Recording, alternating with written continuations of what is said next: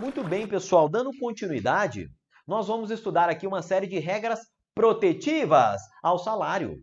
Tá legal? Nós vamos ver que a legislação criou uma verdadeira rede, um verdadeiro sistema para proteger o salário que é devido ao empregado. Pessoal, aqui o assunto é sério. Por quê? A realidade da maioria dos trabalhadores, da maioria da população brasileira, é que os trabalhadores em geral, eles não possuem uma poupança. Tá legal?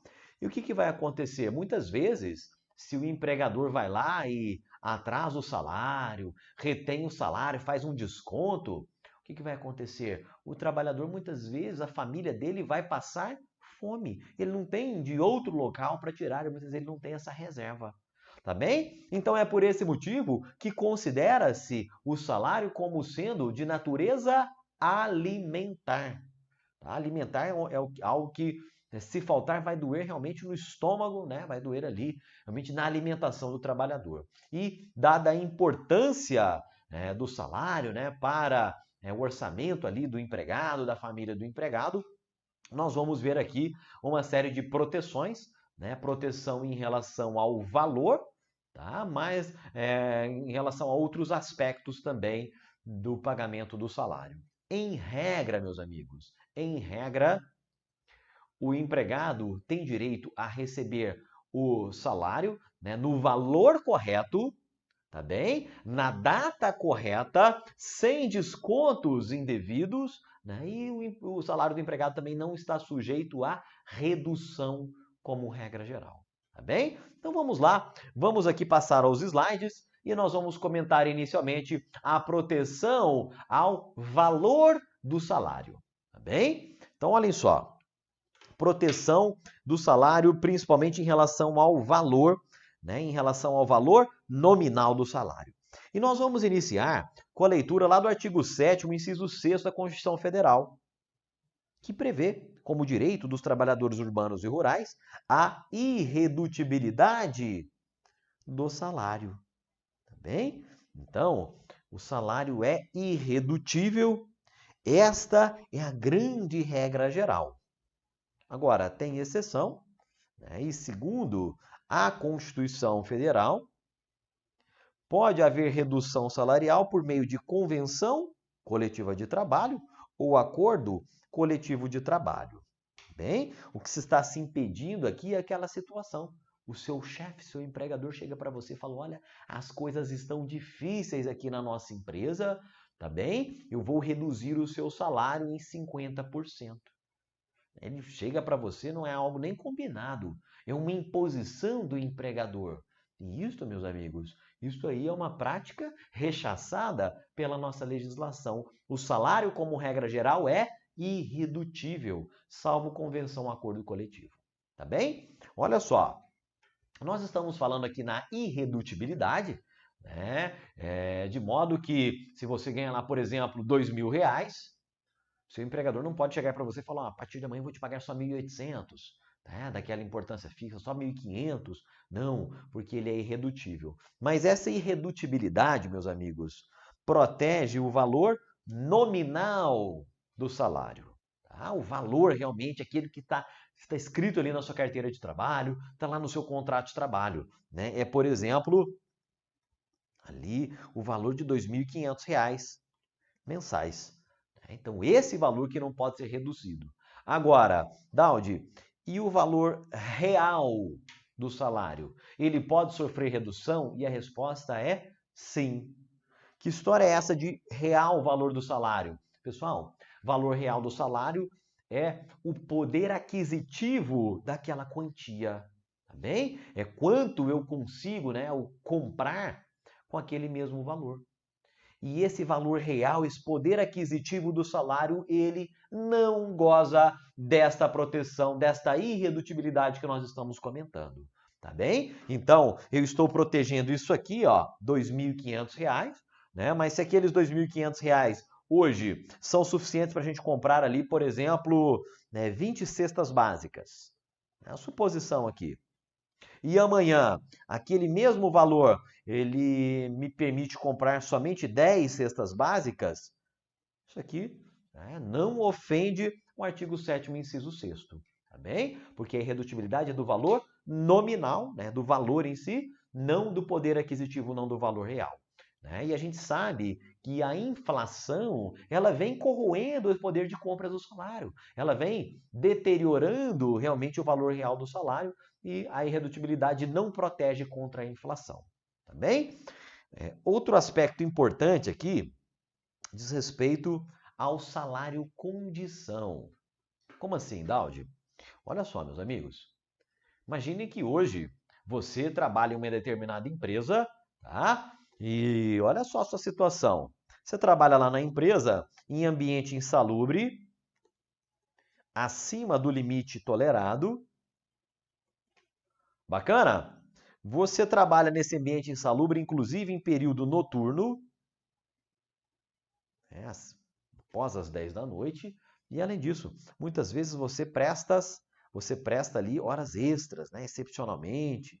Enfim, mesmo sendo ali ambiente insalubre, em algumas ocasiões você acaba tendo autorização para prestar hora extra. Muito bem. Então, em virtude disso aqui, você recebe...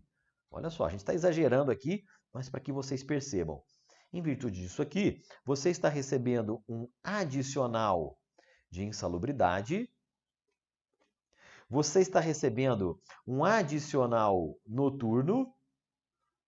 Pô, esse camarada aí, Daldi, ele trabalha à noite em ambiente insalubre e vez ou outra presta hora extra. É isso aí, tá lascado, né? Mas olha só, e ele recebe ainda um adicional de hora extra. Bacana? Muito bem.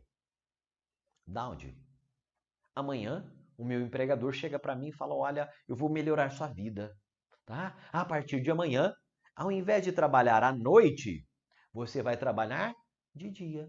Tá bem? Então, vou mudar aqui o seu horário de trabalho. E, meus amigos, se antes eu trabalhava em período noturno e agora eu vou trabalhar em período diurno, eu vou deixar de receber esse adicional noturno. Legal? Porque o adicional noturno é uma parcela de salário condição. Só há o seu pagamento quando presente aquela condição que é o trabalho em período noturno. O empregador faz o seguinte, olha, além disso, eu vou te mudar de setor, eu vou colocar você trabalhando em um setor agora salubre, né, em que não há essa exposição a agentes insalubres acima do tolerado. Bacana, você fica todo feliz, né, comemora e além disso você não precisa mais prestar horas extras. Você solta fogos de artifício, poxa, esse é o melhor emprego do mundo. Chega no final daquele mês, você pega ali seu contra-cheque e percebe que você está ganhando menos do que você ganhava. Vai reclamar ali com o seu chefe, fala assim, poxa chefe, agora eu estou ganhando menos. E o seu chefe fala, opa, mas é isso aí, tá tudo certo, porque adicional é parcela de salário condição. Mas você chega para ele e fala, poxa, mas eu estudei lá com o Daldi que o salário é irredutível e na prática eu estou sofrendo aqui uma redução e é isso aí. Pessoal, essa irredutibilidade salarial não alcança as parcelas de salário condição, tá bem? Então, quando o empregado deixa de receber adicional de insalubridade, periculosidade noturna, adicional por hora extra, adicional de transferência e por aí vai, todas essas parcelas de salário condição, ele vai realmente receber, vai ganhar menos, mas isto não viola a Constituição. Tá legal? Isto não é uma irregularidade trabalhista. Bacana? Então, esta irredutibilidade não alcança as parcelas de salário condição, tá? É porque elas somente são devidas enquanto presente determinada condição. Bacana? Muito bem, pessoal.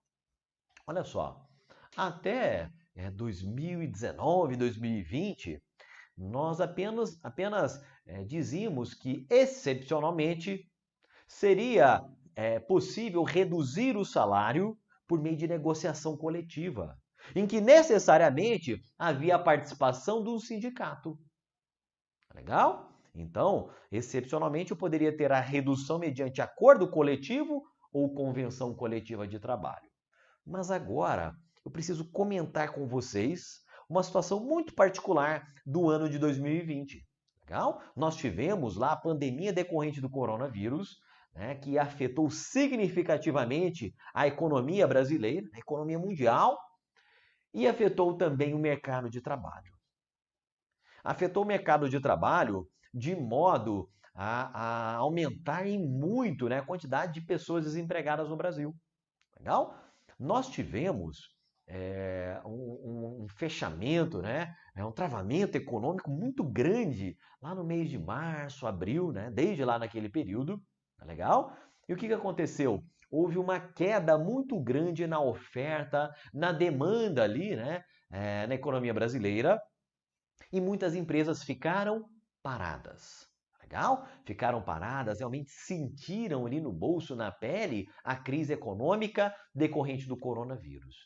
E aí surgiram uma série de medidas, né, medidas governamentais, medidas legislativas para proteger ali os empregos de todas essas pessoas que ainda estavam empregadas. Uma dessas medidas protetivas foi a MP 936. Foi a MP 936, de março de 2020. Legal?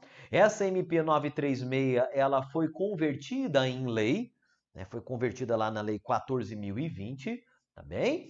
E ela criou ali o chamado BEM, né? O Benefício Emergencial para a Preservação do Emprego e Renda. Ela previu ali algumas situações relacionadas à suspensão dos contratos, né, e uma série de outras medidas. E aqui eu quero comentar com vocês um aspecto de uma dessas medidas. A MP 936, juntamente com a Lei 14.020, excepcionalmente, ela permitiu a redução de salário, legal? Sem negociação coletiva. Ah, Daldi, mas isso viola a Constituição Federal. Pessoal, a uma primeira vista, né, isso poderíamos dizer que violava sim a Constituição Federal, que exige redução salarial mediante acordo ou convenção coletiva. Agora, o raciocínio por trás da Lei 14.020 é o seguinte: opa, a gente está aqui em uma baita de uma crise, né? As empresas estão fechadas, nós estamos tendo aqui de todo mundo usando máscara, álcool gel, enfim, está difícil de nós termos reuniões, de nós termos ali deliberações, muita coisa está parada. Então, como forma de proteger os empregos, como forma de garantir segurança jurídica aos empregadores, o legislador optou por possibilitar a redução de salário por meio de acordo individual escrito. Tá bem? Acordo individual escrito. E o que aconteceu? O Supremo, ele foi chamado a se manifestar sobre isso aqui, sobre essa aparente contradição entre a MP 936 e a Constituição Federal, artigo 7º, inciso 6º, que prevê irredutibilidade salarial, salvo acordo ou convenção coletiva. Legal? Inicialmente, né, o ministro Lewandowski, né, relator lá da ADI 6363, entendeu que aquilo contrariava a Constituição. E deu até uma medida cautelar suspendendo alguns dos pontos da MP. Mas, posteriormente, o plenário do Supremo acabou não, vamos dizer assim, não validando aquela cautelar. Fato é, pessoal, indo direto ao ponto aqui, o Supremo entendeu que era constitucional, sim, aquela redução salarial sem negociação coletiva. A redução salarial mediante acordo particular, empregado-empregador, por escrito. Tá bem? Por quê? Porque o Supremo entendeu que nós estávamos vivendo um momento excepcional, legal? Que havia um forte risco de desemprego e que o interesse público, em que o interesse dos trabalhadores em geral, era pela preservação dos empregos. Tá? Então, a ideia aqui era muitas vezes perder, né, ceder ali um ponto ou outro com vistas à manutenção dos empregos e com vistas a conferir segurança jurídica às empresas. Né? Porque se o empregador fica em dúvida, se ele fica inseguro sobre... imagine só, um empregador vai lá, reduz o salário do empregado, né, para não demiti-lo, tá bem? Reduz ali a jornada juntamente com o salário dele, objetivando a não demissão. Vem amanhã o empregado processa o empregador e requer lá aquela diferença decorrente daquela redução que não se deu mediante negociação coletiva. Então, essa insegurança acabaria por frustrar o objetivo da MP. Nessa insegurança, o que o empregador ia fazer? Demitir ali uma série de empregados. Tá bem? Então, para conferir segurança jurídica, né, diante da situação excepcional, entendeu o Supremo que essa medida era constitucional. Redução salarial, né, e também de jornada, mediante acordo particular, acordo individual por escrito. Tá bem? Nós vamos avançar, né? Futuramente a gente detalha isso um pouco melhor, mas nós vamos avançar aqui para comentar outras questões, outras regras relacionadas à redução de salário. E a terceira regrinha, o terceiro ponto que eu quero comentar aqui com vocês, é a chamada redução salarial indireta. Tá bem? Como é que funciona isso, pessoal? É o seguinte, muitos empregados, eles recebem ali não por unidade de tempo, tá? Mas eles recebem ali por tarefa. É o caso, por exemplo, de uma costureira que ela recebe ali por peça costurada. Então, se ela costurou, vamos supor que ela recebe lá R$5 por peça costurada. Tá? Se ela costurou 1.000 peças, ela recebe 5.000. Se ela costurou 2.000 peças, ela recebe 10.000. Agora, olha só a preocupação do legislador aqui.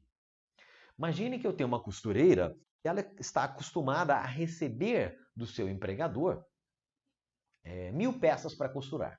Tá? 1.000 peças para costurar. Então, todos os meses, 1.000, 1.000 e poucas, enfim, tem uma certa variação, mas o patamar dela é de 1.000 peças. Então, ela está acostumada também com um determinado ganho. Bacana. Se do dia para a noite o empregador chega para ela e reduz a quantidade de peças que ela costura, e não é qualquer redução, é uma redução significativa, uma redução sensível, legal? O que vai acontecer é que aquela costureira ela pode considerar aquele contrato rescindido. Ela pode considerar que houve uma rescisão indireta do contrato de trabalho por culpa do empregador. Então, nesse sentido, o artigo 483 da CLT, ele prevê o seguinte: o empregado poderá considerar rescindido o contrato e pleitear a devida indenização quando? A linha G. Quando o empregador reduzir o seu trabalho, legal? Sendo este trabalho por peça ou tarefa, de forma a afetar sensivelmente a importância dos salários. Então, uma redução drástica, uma redução significativa, tá? E por que esse nome, redução salarial indireta? É porque o empregador ele está reduzindo, primeiramente, a quantidade de peças, de tarefas daquele empregado, indiretamente afetando o salário do empregado. Legal? Então, redução salarial indireta é hipótese para rescisão indireta, rescisão do contrato por culpa do empregador. Bacaninha, olha só, vimos aí as proteções ao valor do salário. E nesse sentido, é importante nós comentarmos sobre os descontos salariais. Então, nós temos aqui uma série de considerações a tecer sobre descontos salariais. Olha só, a regra geral está lá no 462 da CLT, que diz que ao empregador é vedado efetuar qualquer desconto nos salários. Essa é a regra geral, não se desconta nada no salário do empregado. Mas tem exceção, bem? E as exceções, meus amigos, elas estão detalhadas aqui, ó. É aquele desconto que decorre de um adiantamento, né, do abono salarial. Então, lá no dia 10 do mês, eu adiantei metade do salário, bacana. Quando eu chego lá no 5º dia útil do mês subsequente ao vencido, é claro, eu vou abater daquilo que eu havia adiantado. Legal? E esse desconto, ele é absolutamente legítimo. Então, nesse sentido, o desconto decorrente de adiantamentos do abono, ele é sim devido. Bacana? Além dele, meus amigos, descontos previstos em lei. Tá? Então, você pega lá seu contra-cheque, seu olerite, tem um desconto lá da contribuição previdenciária para o INSS. Tá bem? Ao menos da parte do empregado. Você pega lá seu contra-cheque, tem a retenção do imposto de renda à pessoa física. E vem uma série de descontos ali Se aquele desconto tem previsão legal, ele também é devido. Bem? Então, nós trazemos aqui alguns exemplos, mas fato é que ele tem assento legal. E além disso, mesmo se ele não tiver assento em lei, mas tiver assento em acordo coletivo ou convenção coletiva do trabalho, né, a CLT admite esse desconto. Tá bem? Então, são 3 as exceções. Adiantamento, previsão legal, previsão normativa, né? Previsão ali em acordo com convenção. Agora, tem mais 2 detalhes que nós precisamos comentar. Um deles é uma súmula do TST, é a súmula 342 do TST, que diz o seguinte: descontos salariais efetuados pelo empregador mediante autorização prévia do empregado. Não é qualquer autorização, não. É autorização por escrito com os seguintes objetivos: para ele ser integrado a planos de assistência odontológica, médico hospitalar, seguro, previdência privada, tá legal? Ou de entidade cooperativa, cultural ou recreativa associativa de seus trabalhadores, em benefício tanto do empregado como de seus dependentes, isto não afronta o 462 da CLT, salvo se ficar demonstrada uma coação ou outro defeito que vicie o ato jurídico. Então aqui é o seguinte, pessoal, como eu estou falando de desconto relacionado à saúde, né, médico, dentista, previdência, né, seguros, eu estou presumindo que isso se reverte em benefício de quem? Do empregado. Se aquilo se reverter em benefício do empregado, né, até clubes, olha só, entidades culturais, recreativas, associativas, são os clubes ali daquela empresa. Então, vou presumir que se foi revertido em benefício do empregado e se tem autorização prévia e por escrito, esse desconto também é legítimo, também é devido. Legal? Entendimento do TST. E para a gente fechar aqui, precisamos conhecer os descontos decorrentes de danos causados pelo empregado. Aqui é o seguinte, pessoal. Olha só, o empregado trabalha ali na sua casa, trabalha ali na sua residência, né? Ele é empregado seletista e ele vai lá, no exercício das funções dele, ele causa um dano. Ele bate o carro, enfim, ele derruba ali uma câmera, ele quebra o vidro ali da janela da empresa, enfim, ele causa ali alguns danos para o empregador. Daldi, quando é que o empregador pode descontar o prejuízo causado pelo empregado? Tudo, meus amigos, vai depender se aquele dano foi decorrente de uma conduta dolosa ou culposa do empregado. Bem? Então, tudo vai depender se houve intenção ou não do empregado. Por quê? Olhem só o que diz a CLT. Se houve dolo do empregado, a própria CLT automaticamente já autoriza esse desconto.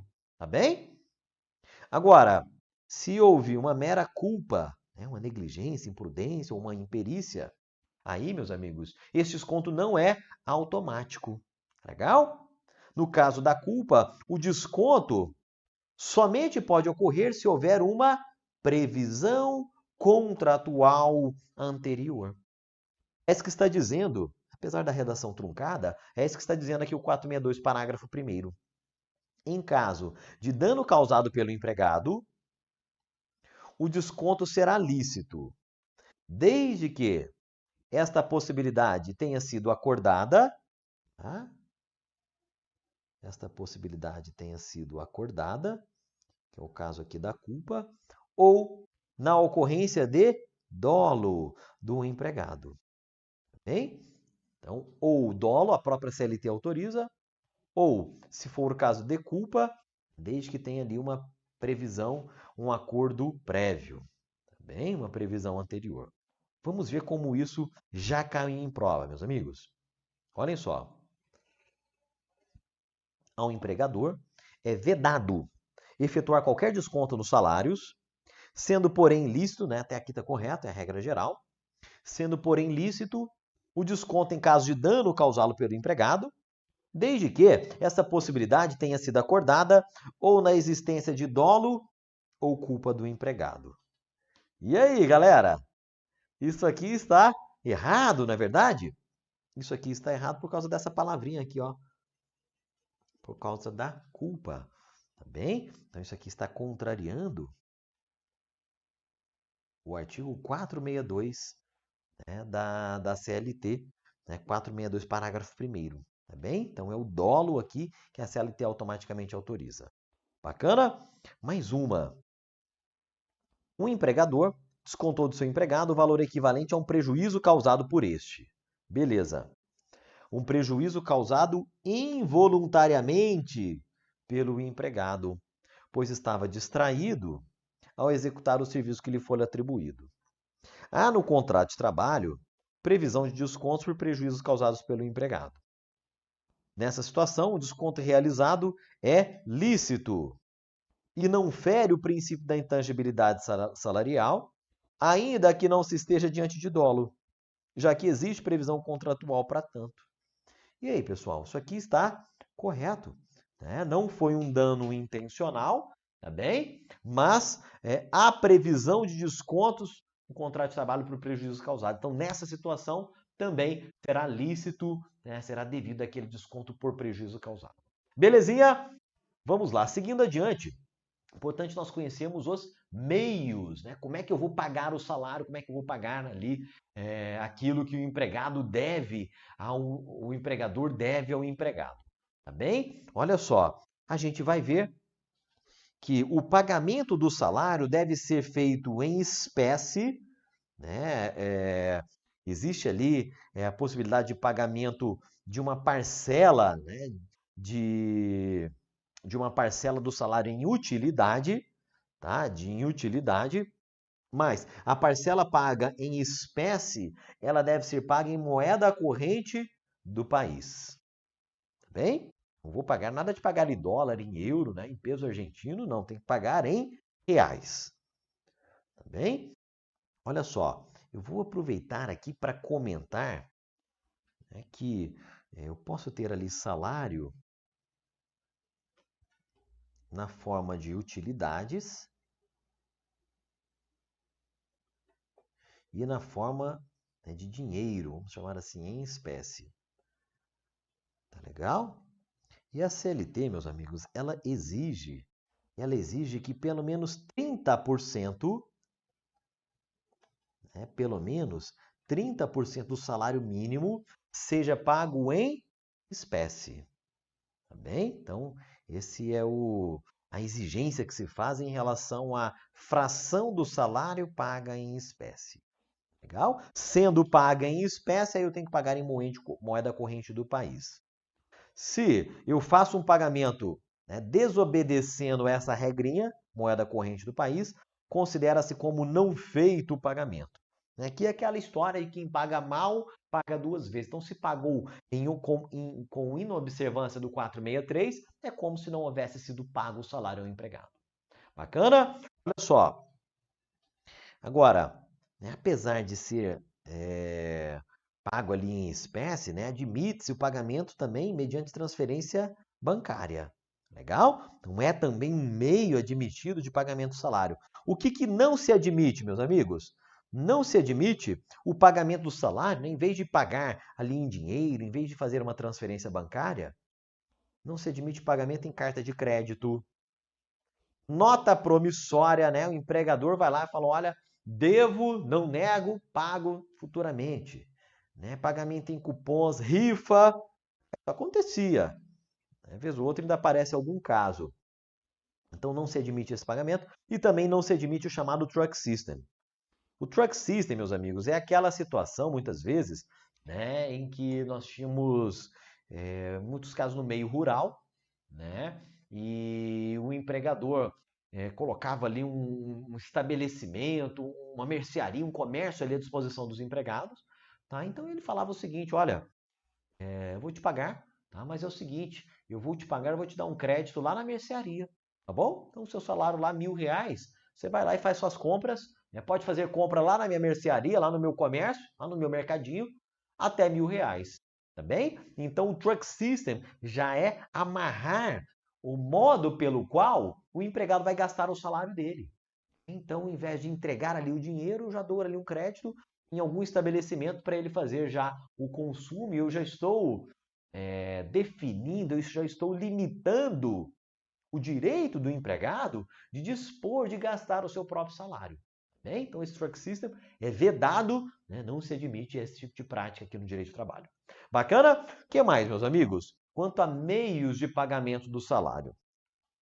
Olhem só, como é que eu vou comprovar que foi realizado o pagamento, quando, o valor, enfim. É necessário que eu tenha um recibo, tá? O pagamento do salário deve resultar na emissão de um recibo. Esse recibo deve conter a assinatura do empregado, tá bem? Se o empregado for analfabeto, ele vai colocar ali a sua impressão digital, e se ainda assim não for possível, será assinado a seu rogo, né? A pedido ali do empregado. Bacana? Agora, se eu faço depósito, transferência em conta bancária, aberta para esse fim, em nome do empregado, com seu consentimento, estabelecimento de crédito próximo ao local de trabalho, aí eu não preciso de recibo. Bem? Então, esse depósito em conta tem força de recibo. Legal? Olhem só como isso já caiu em prova, meus amigos. O pagamento do salário deverá ser efetuado contra recibo, bacana, assinado pelo empregado, tendo força de recibo, comprovante de depósito de conta bancária, aberta para esse fim, em nome de cada empregado, com consentimento desse estabelecimento crédito próximo. Isso aqui está correto, é o que nós acabamos de ler, transcrição lá do 464 da CLT. Bacana? Mais uma questão de prova. Olha só. O pagamento dos salários deverá ser realizado em dia útil, no local de trabalho, como regra geral. Não se podendo falar em quitação, se o pagamento for realizado em conta corrente do empregado. Está errado. Também pode ser feito ali pagamento mediante depósito, transferência em conta corrente. Tá bem? B. A prestação em espécie do salário poderá ser realizada em qualquer moeda, mesmo estrangeira e não corrente do país? Não. Prestação em espécie somente em moeda corrente do país. Belezinha? Letra C. Somente terá força de recibo o comprovante de depósito de salário em conta bancária, aberta para esse fim, em nome de cada empregado, com consentimento individual em estabelecimento de crédito próximo ao local e com recibo de quitação assinado posteriormente. Pessoal, o errinho dessa letra C é que, se eu tenho o comprovante de depósito, atendidas essas condições, eu não preciso do recibo de quitação dado pelo empregado. Bem, esse é o erro aqui da letra C. Na letra D, a cessação das relações de trabalho prejudica a percepção das comissões e percentagens devidas ao empregado. E isso, meus amigos, está errado. Tá? Isso aqui está errado, está contrariando um dispositivo que nós já lemos lá do 466, parágrafo 2º da CLT. O que vai acontecer? Olha só, imagine que você é vendedor, tá? E você fechou um grande negócio ali para o seu empregador. E as comissões, né, o pagamento daquele negócio, ele ocorreria ali em 10 parcelas. Legal? A cada parcela que o seu empregador recebe, né, a cada vencimento de cada parcela, o seu empregador deve pagar a você a sua comissão. Agora, lá no 5º mês, você pediu demissão, você mudou de país, mudou de cidade, né, você pediu demissão, o que vai acontecer? Você deve continuar recebendo as suas comissões? A resposta é sim. Não é porque o contrato foi extinto que você não mais receberá as comissões por aquelas vendas. Beleza? Muito bem. Até agora todas estão erradas. Então já sei que a letra E, por eliminação, é meu gabarito. Prestação em espécie deve ser paga em moeda corrente do país. Legal? Agora, para a gente fechar aqui esse bloco, quero comentar com vocês também um assunto que não é tão frequente assim em provas, mas que, vez ou outra, aparece, né? E a gente tem que estar afiado também nesse assunto. É bem curtinho, é a respeito do chamado divisor salarial. O que acontece, meus amigos? Normalmente, Nós combinamos ali, empregador e empregado combinam um salário mensal. Então eles combinam ali R$ 2.000 por mês, R$ 3.000 por mês, R$ 20.000 por mês, né? Mas em vários momentos aqui no direito do trabalho, em vários momentos ali daquele contrato de trabalho, será necessário nós descobrirmos qual ou quanto ganha aquele empregado por hora. Então eu tenho um desafio que é sair do salário mês e chegar até o salário hora, tá bem? Então, eu vou sair ali, por exemplo, né? Imagine que eu tenho um empregado que ganha ali R$ 4.400 por mês. Bacana, Daldi. Se ele presta uma hora extra, quanto é que eu vou pagar a ele a título de hora extra? Daldi, se ele trabalha em período noturno, como é que eu vou calcular o salário hora normal dele para aplicar o adicional noturno? E aí, meus amigos, nós precisamos fazer uma continha, tá? Matemática mesmo, para chegarmos ali em um valor por hora. E é isso que consiste, né? Nisso que consiste aqui o divisor salarial. Bem, qual é o divisor que eu aplico sobre o salário mês para chegar no salário hora? Então, olhem só, tudo vai depender aqui da carga semanal de trabalho do empregado. Legal? Sendo o empregado submetido a 44 horas semanais, o divisor será 220. É que é o exemplo aqui desse nosso caso. Imagine aí, ele ganha 4.400 por mês e trabalha 44 horas semanais. Ora, eu vou pegar e vou dividir isso aqui, ó, por 220, tá bem? E vou perceber que aquele empregado recebe R$ 20 por hora de trabalho. Tá? O divisor salarial naquela situação será 220. Agora a gente tem que decorar aqui essas outras situações também. É decoreba mesmo. Tá? Se ele trabalha 40 horas semanais, o divisor já passa a ser 200. Aqui o macete, pessoal, é o seguinte. É fazer vezes 5. Tá? Então pega ali a carga horária semanal, faço vezes 5, chega ao divisor mensal. Pego aqui a carga semanal, vezes 5, chego ao divisor salarial. Bacana? Agora, tem outras duas situações lá da jurisprudência do TST que eu tenho que comentar também com vocês. Uma delas é a situação do bancário, tá? É a situação do bancário. E em relação ao bancário, ele pode trabalhar ali cumprindo uma jornada diária de 6 horas ou de 8 horas. Se for jornada de 6 horas, o divisor é 180. Se for carga horária diária de 8 horas, já passa a ser 220. Então, em relação ao bancário, eu vou usar não a carga horária semanal, mas a carga diária para fazer essa continha.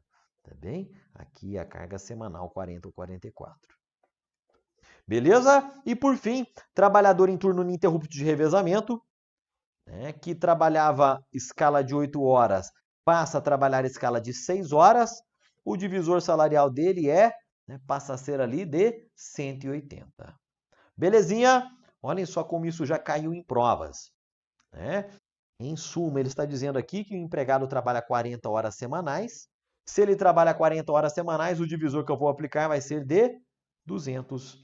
40 vezes 5, chegaria nos 200. Esse é o divisor salarial. Letra A é meu gabarito. Bacana? Galera, para a gente fechar aqui, dois slidezinhos aqui de resumo desse bloco. Olhem só aqui comigo. Descontos salariais. Tema que cai em prova. Em regra, eles são vedados. Mas, se eles forem decorrentes de previsão legal, decorrentes de adiantamento ou de previsão em acordo ou convenção coletiva, a própria CLT autoriza esse desconto. Se o desconto é decorrente de um dano causado pelo empregado, mediante dolo, aquele desconto é autorizado e eu posso até descontar quando não há dolo, mas desde que exista um acordo prévio nesse sentido. Tá legal? Ainda de acordo, na verdade agora de acordo com o TST, é também legítimo o desconto que é autorizado pelo empregado, por escrito e previamente, que se destina ao custeio de planos de assistência odontológica, assistência médica, seguro, previdência privada e a clubes, entidade cooperativa, cultural e recreativa associativa. Belezinha? Muito bem. E para a gente, vamos dizer assim, comentar alguns outros pontos, né? Revisar aqui com vocês alguns outros pontos que já comentamos em blocos anteriores, eu quero destacar assuntos aqui do tema salário e remuneração, em relação aos quais a negociação coletiva pode prevalecer sobre a lei. Então, olhem só, se a gente vai lá no artigo 611A da CLT, nós vamos ver aqui essa lista de assuntos nos quais o negociado prevalece. Remuneração por produtividade, incluindo o prêmio por desempenho individual, gorjeta, prêmio de incentivo em bens ou serviços, PLR e plano de cargos e salários. Também muitos dos quais nós já havíamos ressaltado anteriormente com vocês. E com isso nós encerramos aqui mais esse bloco a respeito de salário e remuneração. Espero que tenha sido útil.